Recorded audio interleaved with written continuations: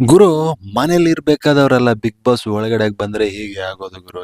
ಏನಾಯ್ತು ಅಂತ ಆಕ್ಚುಲಿ ಇವತ್ತಿನ ಒಂದು ಆಟವನ್ನ ಬಿಗ್ ಬಾಸ್ ಆಟವನ್ನ ನೋಡಿದ್ರೆ ನಿಮ್ಗೆ ಅರ್ಥ ಆಗ್ತಾ ಇತ್ತು.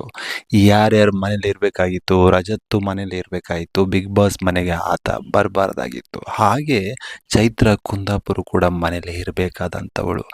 ಯಾವ ಬಾರಿಯೂ ಕೂಡ ಎರಡೆರಡು ಸಾರಿ ಬಿಗ್ ಬಾಸು ಆಕ್ಚುಲಿ ಒಳಗಡೆಗೆ ಕರ್ಕೊಂಡಿರ್ಲಿಲ್ಲ. ನಾವು ನೋಡಿದಾಗೆ OTT ಕರ್ಕೊಂಡು ಆಮೇಲೆ ಮಾಮೂಲಿ ಟಿವಿ ಶೋ ಕರ್ಕೊಂಡಿದ್ರು, ಅದು ಬೇರೆ. ಆದ್ರೆ ಸ್ವಾಮಿ, ಬಿಗ್ ಬಾಸ್ಗೆ ಇದೇ ಮೊದಲನೇ ಬಾರಿ ಅಂತ ಅನ್ಸುತ್ತೆ ಎರಡೆರಡು ಸಾರಿ ಬಂದಿರತಕ್ಕಂಥದ್ದು. ಓಕೆ, ಏನೇ ಇರಲಿ, ಇವತ್ತಿನ ಒಂದು ಟಾಸ್ಕ್ ಬಗ್ಗೆ ಬಂದ್ಬಿಡೋಣ. ಆ್ಯಕ್ಚುಲಿ ಇವತ್ತಿನ ಒಂದು ಟಾಸ್ಕಲ್ಲಿ ನೀವು ನೋಡಿರ್ಬೋದು, ಆ್ಯಕ್ಚುಲಿ ಇಬ್ಬರು ವಿಲನ್ಗಳನ್ನು ಆಯ್ಕೆ ಮಾಡಿರ್ತಾರೆ. ಅದರಲ್ಲಿ ಫಸ್ಟು ಸ್ಟಾರ್ಟಿಂಗು ರಜತ್ತು 2 ಟಾಸ್ಕನ್ನು ಗೆದ್ದಿರ್ತಾನೆ. ಕೊನೆಯದಾಗಿ ಗೆಲ್ತಕ್ಕಂಥದ್ದು ಇದೇ ಅಶ್ವಿನಿ ಗೌಡ. ಅವರಿಗೆ ಡಬಲ್ ಪಾಯಿಂಟನ್ನು ಕೊಡಲಾಗುತ್ತೆ. ಆ್ಯಕ್ಚುಲಿ ಇಲ್ಲಿ ರಜತ್ ಇಲ್ಲ, ನಾನು ಫಸ್ಟು ಅದನ್ನು ಏನು ಬಟನ್ ಇದೆ ಆ ಬಟನ್ ನಾನು ಒತ್ತಿದೆ, ಹಾಗೆ ಹಾಗೆ ಹಾಗೆ ಹೀಗೆ ಅಂತ ಆ್ಯಕ್ಚುಲಿ ಹೇಳ್ತಾನೆ.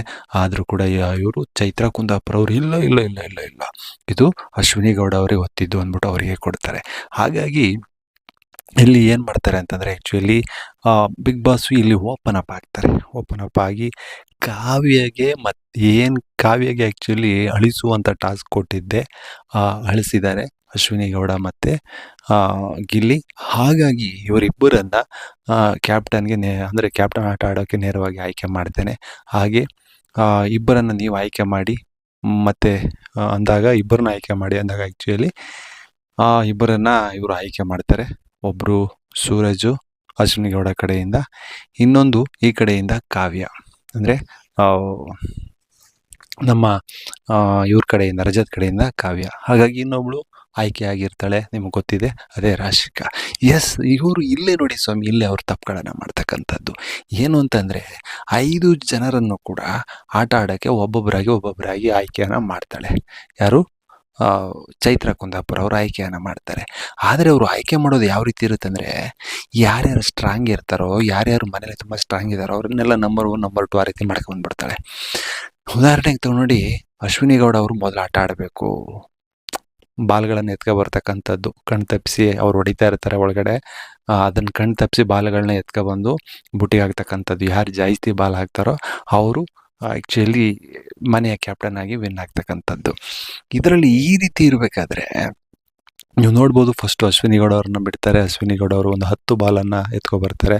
10 ಬಾಲನ್ನು ಬರಬೇಕಾದ್ರೂ ಕೂಡ ಇಲ್ಲಿ ಚೈತ್ರ ಕುಂದಾಪುರ ಅವರು ಇಲ್ಲಿ ಕ್ವಾಟ್ಲೆಯನ್ನು ಕೊಡ್ತಾರೆ. ಅಂದರೆ ಓಡ್ ಬಂದ್ಬಿಟ್ಲು ಹಾಗೆ ಹೀಗೆ ಅಂದ್ಕೊಂಡು ಹಿಂದೆ ಹಾಕಿ ಒಂದು 3-4 ಬಾಲ್ ಹಿಂದೆ ಹಾಕೋದು, ಒಂಥರ ಸ್ಪೀಡನ್ನು ಕಂಟ್ರೋಲ್ ಮಾಡೋದನ್ನು ಚೈತ್ರ ಕುಂದಾಪುರ ಅವ್ರು ಮಾಡ್ತಾಳೆ.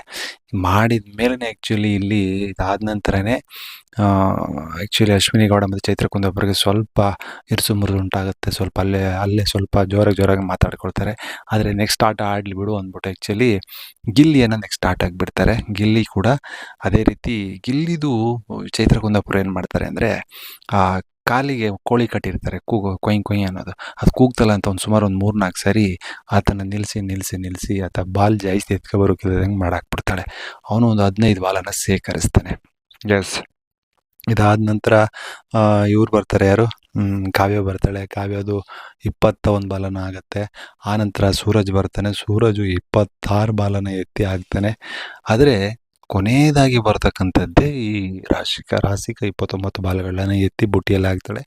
ಅವಳು ಆ್ಯಕ್ಚುಲಿ ಕ್ಯಾಪ್ಟನ್ ಆಗಿ ಆಯ್ಕೆ ಆಯ್ತಾಳೆ. ಆದರೆ ಅವಳಿಗೆ ಒಂದೇ ಸಾರಿ ಆ್ಯಕ್ಚುಲಿ ನಾನು ನೋಡಿರೋ ಹಾಗೆ ಒಂದು ಸಾರಿ ಕೋಳಿ ಕೂಗಿಲ್ಲ ಅಂತಲೂ ಇದು ಮಾಡ್ತಾಳೆ.